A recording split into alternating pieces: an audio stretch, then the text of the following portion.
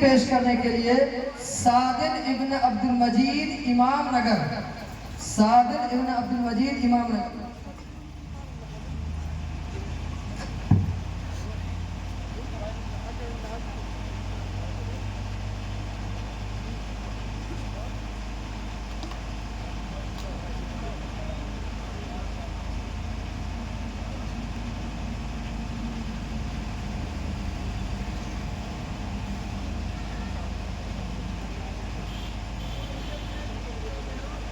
السلام عليكم ورحمة الله وبركاته. الحمد لله الذي خلق الإنسان وزينه بصفة الخلوص والإحسان، والصلاة والسلام على محمد صلى الله عليه وسلم صاحب الشريعة والقرآن. أما بعد، قال الله تعالى: أعوذ بالله من الشيطان الرجيم، بسم الله الرحمن الرحيم. وما أمروا إلا ليعبدوا الله مخلصين له الدين حنفاء ويقيموا الصلاة ويؤتوا الزكاة وذلك دين القيمة. محترم بزرگوں دوستو، ابھی میں نے آپ کے سامنے کلام پاک کی ایک آیت تلاوت کی ہے. اس کا ترجمہ یہ ہے کہ لوگوں کو نہیں حکم دیا گیا ہے مگر اس بات کا کہ وہ اللہ تعالیٰ کی عبادت کرے، اس کے لیے دین کو خالص رکھے، نماز قائم کرے اور زکات دے. یہی مضبوط دین ہے. انسان اس دنیا یابوری میں بھیجا گیا. وہ ظالم تھا تو عادل بھی تھا، وہ جاہل تھا تو عالم بھی تھا. انسان کی تخلیق کچھ عجیب ڈھنگ سے ہوئی. خالق کائنات نے اس میں غناغن خصلتیں رکھ دی. اگر خدا کے انکار کرتا رہا تو فرعون شداد بن گیا، اور اگر اطاعت کرتا رہا تو فرشتوں سے بھی بازی لے گیا.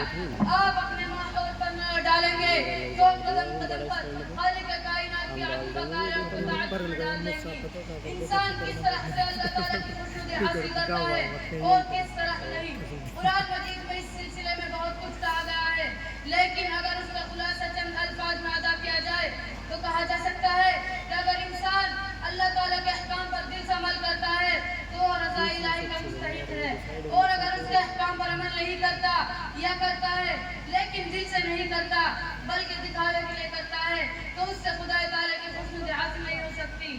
یوں سمجھیے کہ جس طرح دال بے وقت بیکار ہوتی ہے چاہے اس سے کتنی اچھی طرح پکایا جائے، اسی طرح انسان کا عمل بیکار ہو جاتا ہے اگر وہ خلوص کے ساتھ نہ کیا جائے. آپ سینکڑوں روزے رکھے جائے، لاکھوں رکعتیں نمازیں پڑھ لے، اپنے تمام غریبوں پر تقسیم کر دے، ہر سال حج کر لے، مگر آپ کے دل میں اخلاص نہ ہو، تمام کام دکھانے کے لیے کرتے ہو، اپنے آپ کو مولوی، حافظ، حاجی، نمازی اور شریف آدمی کہلانے کے لیے کرتے ہو، تو یقین رکھیں کہ ہمارے اور آپ کے اعمال آخرت میں ہرگز مقبول نہ ہوں گے. آپ کی 2 رکعت نماز اگر اخلاص سے پڑھی گئی تو اس کے عابد کی لاکھوں رکعت نمازوں سے افضل ہوگی جو کہ دکھاوے کے لیے پڑھی ہو.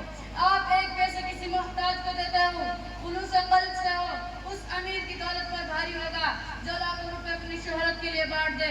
الغرض میرے بھائیوں، یاد رکھو اخلاص وہ سکتا ہے جو ہر جگہ چلتا ہے. یقین رکھیں کہ شہرت کی غرض سے کوئی کام کرنا انسان کو وقتی شہرت کو بخشتا ہے مگر دوامی کامیابی سے حاصل نہیں ہو سکتی.